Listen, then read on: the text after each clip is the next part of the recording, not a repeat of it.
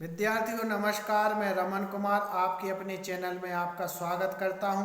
विद्यार्थियों आज मैं लेकर आया हूं कक्षा 10वीं की हिंदी क्षितिज भाग 2 इसका काव्य खंड। तो काव्य खंड का मैं अध्याय 3 आत्मकथ्य पढ़ा रहा था। तो अध्याय जो पाठ 3 है उसका नाम है आत्मकथ्य। यह जयशंकर प्रसाद द्वारा लिखी गई अपनी आत्मकथा का वर्णन किया गया। तो जयशंकर प्रसाद जी ने इस आत्मकथ्य पाठ में जो वर्णन किया है उसका जो आज मैं पहला जो कुछ प्रश्न थे वो मैं पिछले वीडियो में लेकर आ चुका हूं। अब मैं अगला आगे के प्रश्न लेकर आया हूं। तो अगला प्रश्न लेकर आया हूं, उज्ज्वल गाथा कैसे गाऊं। उज्ज्वल गाथा कैसे गाऊं मधुर चांदनी रातों में। तो यहाँ पर प्रश्न आता है कि उज्ज्वल गाथा कैसे गाऊं मधुर चांदनी रातों में। इस कथन के माध्यम से कवि यहाँ पर क्या कहना चाहता है। तो कवि ये कहना चाहता है कि जो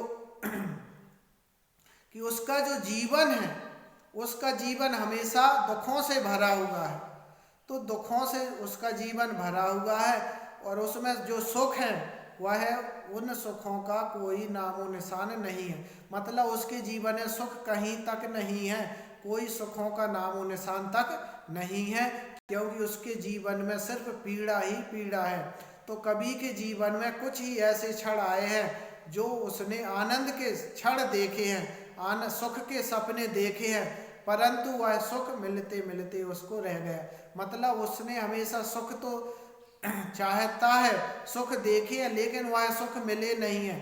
तो कवि इसके द्वारा यह कहना चाहता है कि उसके जीवन में वेदना रूपी अंधकार ही छाया हुआ है। वेदना का मतलब दुख का अंधकार ही छाया है। तो वह मधुर चांदनी रातों जैसी सुख रूपी चांदनी का वर्णन भला कैसे कर सकता है।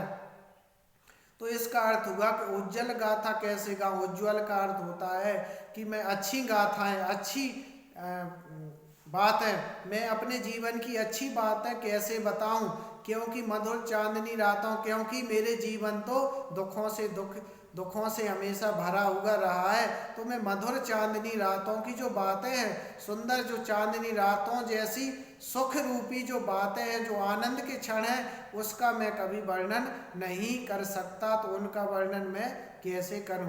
तो इसका सार यही लिखना है आपको कि कवि के जीवन में हमेशा पीड़ा ही पीड़ा रही है, दुख ही दुख रहा है, जीवन में कभी सुख नहीं मिला। तो कवि को ऐसे ही क्षण आए हैं, जब ऐसे क्षण आए हैं कि वह सुख आने वाले हैं, परंतु सुख उसको कभी मिला नहीं।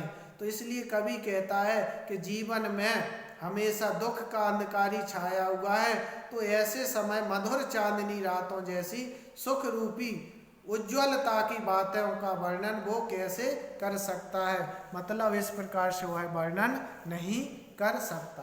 फिर हम अगला प्रश्न लेते हैं, इस पाठ का आखिरी प्रश्न लेते हैं। तो इसका आखिरी प्रश्न लेते हैं हम।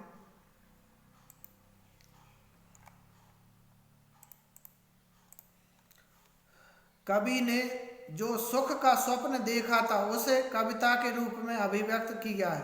तो इस पाठ का जो आखिरी प्रश्न लिया है कि कवि ने जो सुख का स्वप्न देखा था तो उसे कविता में किस रूप में उसने अभिव्यक्त का मतलब वर्णन किया है। सुख का वर्णन, जो स्वप्न देखा, सुख नहीं रहे लेकिन उसने जो स्वप्न देखे थे तो उसे कविता के माध्यम से किस तरह उसने बताया है। तो वो कहता है, कवि कहता है, कवि की प्रेयसी स्वप्न सुंदरी थी। कवि प्रेम करता था, कवि को हमेशा दुख रहा तो सपने में ही उसको सुख मिले। तो स्वप्न सुंदरी थी, उसको प्रेयसी, प्रेयसी का अर्थ है जो प्रेम करता है जिससे। तो उसकी जो प्रेम का थी वह स्वप्न सुंदरी थी और सुंदरता वह बहुत सुंदर थी। तो सुंदरता की वह बहुत मूर्ति थी, सुंदरता की मूर्ति थी। तो ऐसी अनुपम सुंदर प्रेयसी स्वप्न में आलिंगन का आभास कराकर सुख की क्षणिक मुस्कुराहट बिखेर कर जीवन से दूर हो गई। तो कवि कहता है कि उसकी सुख की जो कल्पना थी, सोच थी, वो अधूरी रह गई। उस सुख को प्राप्त करने की जो छटपटाहट, घबराहट थी वह कवि को कभी नहीं मिली। तो इसलिए उस सुख को उसने हमेशा गोपनीय रखा, किसी को नहीं बताया। और आत्मकथ जो कविता है उसके रूप में इस प्रकार उसकी कविता फूट पड़ी। जिसके अरुण कपोलों की मतवाली सुंदर छाया में अनुरागनी उषा लेती थी निज सुहाग मधु माया में। तो इस तरह से कवि ने सुख का स्वप्न देखा था, लेकिन उसने दुख के रूप में व्यक्त किया है। तो आज हमारा ये वीडियो में तीसरा पाठ समाप्त होता है। अगला पाठ हम लेकर फिर आएंगे। हमारे चैनल में बने रहें। तब तक के लिए नमस्कार।